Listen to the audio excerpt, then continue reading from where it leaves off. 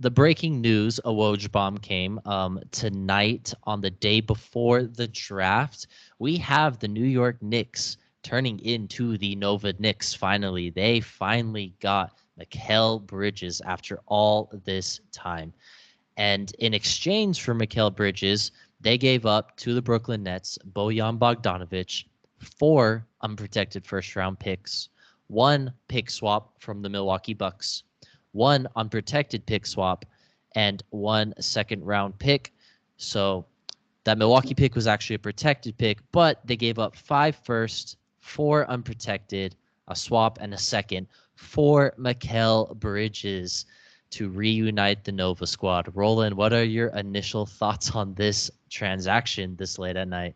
I think it's a genius move by Brooklyn. They're finally embracing the rebuild after the Kevin Durant, Kyrie era imploded upon itself. They tried to do the whole Mikal Bridges is our 1A. He's our superstar. Not good enough. Let's be honest here. Mikal Bridges is never going to be the best player on a championship team. However, where he's going is also a perfect fit. The Nova Knicks are now live and well. We all wanted this to happen. Let's be honest here. Everyone was rooting for this. No one saw it coming.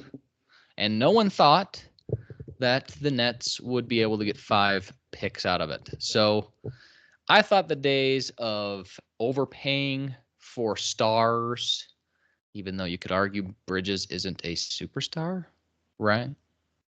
I don't know. I mean,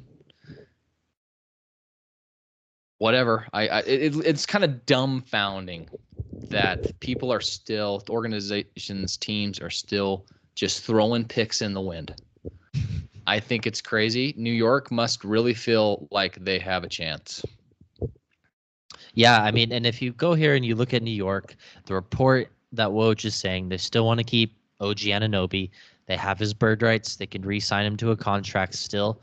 They're probably not going to be able to bring back Isaiah Hartenstein, but they did trade for Precious Achua in that Raptors trade earlier this year when they did get OG, who can slide into the backup center role where Mitchell Robinson starts.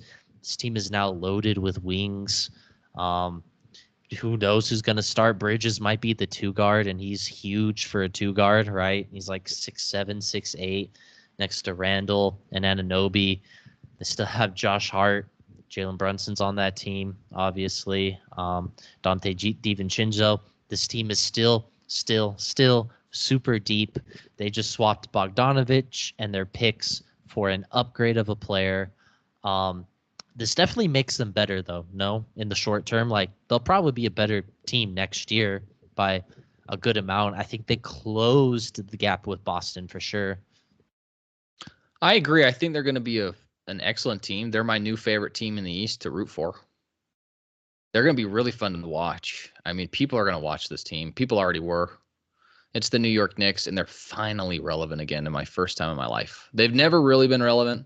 They had a little stint with Melo that you couldn't really take seriously because LeBron had Dwayne Wade as his partner. So you were like, nobody in the East is going to beat that team.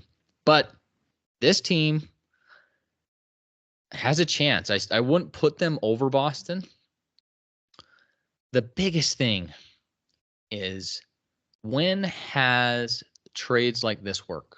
When have they worked? The only one I ever can think of is Anthony Davis. They snuck one out before LeBron kind of got a little too old and injuries became too much of an issue for LA, and then they traded for Russell Westbrook and imploded.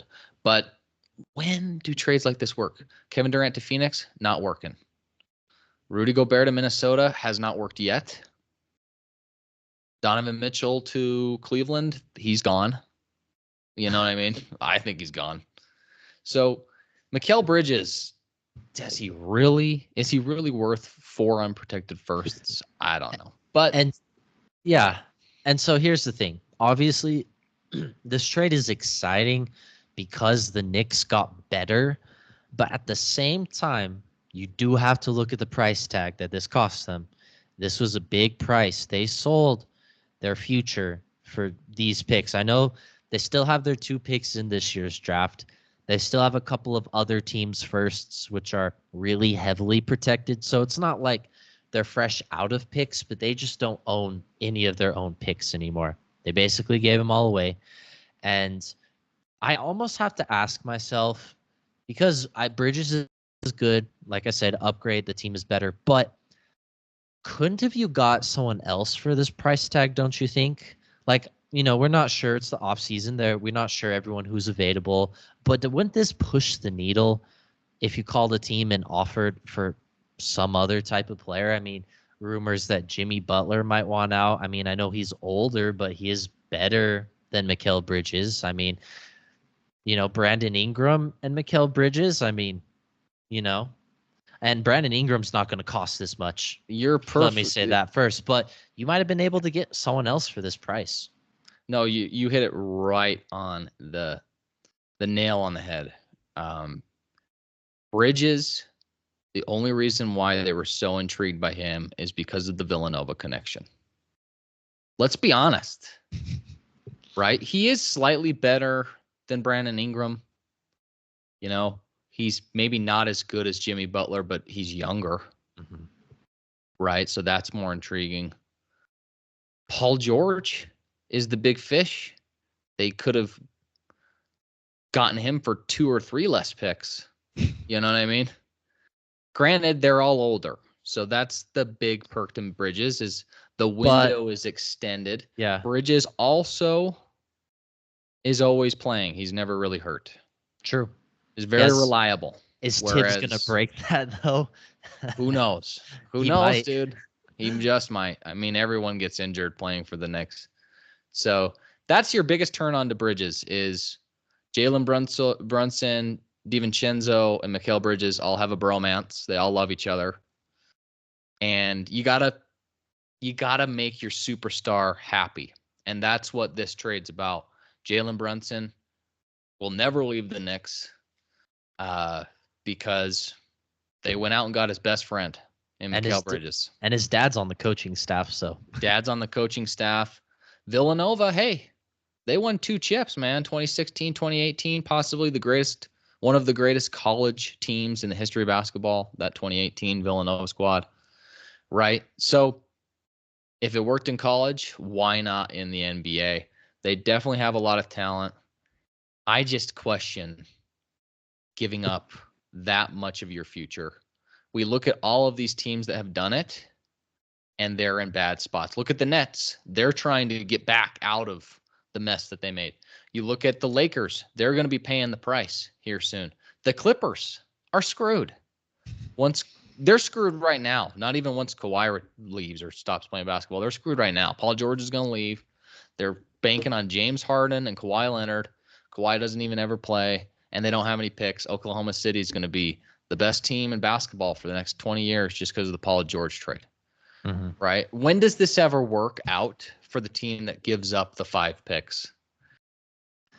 Yeah, I mean, not normally, and I really do feel like there probably was someone else out there who was probably better that they could have got, but the Knicks did get better. They are going to be better for the next couple of years. This does give them a little bit of a future, but they're going all in for a ring in these next couple of years. But speaking of, giving away all your first-round picks, one of those teams you mentioned, the Brooklyn Nets, on the other side of this deal, they get the expiring 1-year contract of Bojan Bogdanovic, the 4 unprotected first, the 1 protected first, the swap, and the second to a team that had very little draft picks and none of their own picks. But that did change a little bit. Right after this trade, it was also announced that the Nets made a trade with the Houston Rockets. In this trade, Houston renounced their rights to the 2025 swap that they had over the Nets.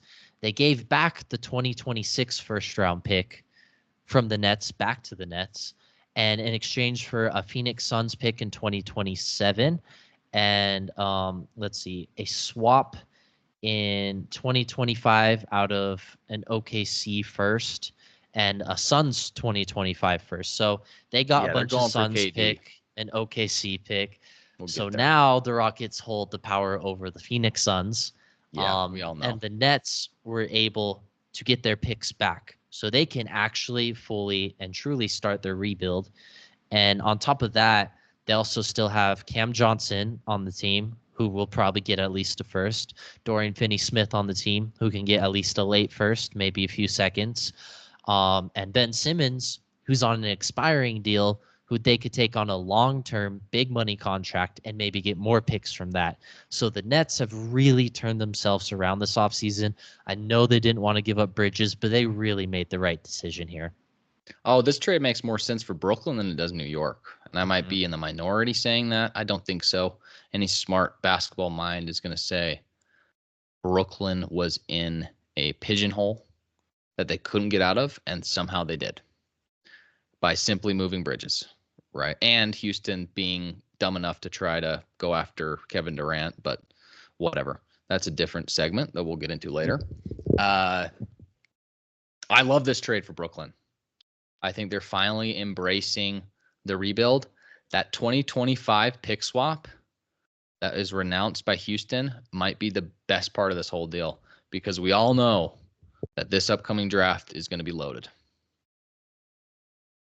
So they're doing the right thing here. They're erasing the mistakes that they made just a few years prior, getting James Harden and then, trading KD and for Phoenix's picks, and we don't have our own, but we'll get Phoenix's, Mm-hmm. and now they got some of their own picks back, which is the most important thing in a rebuild.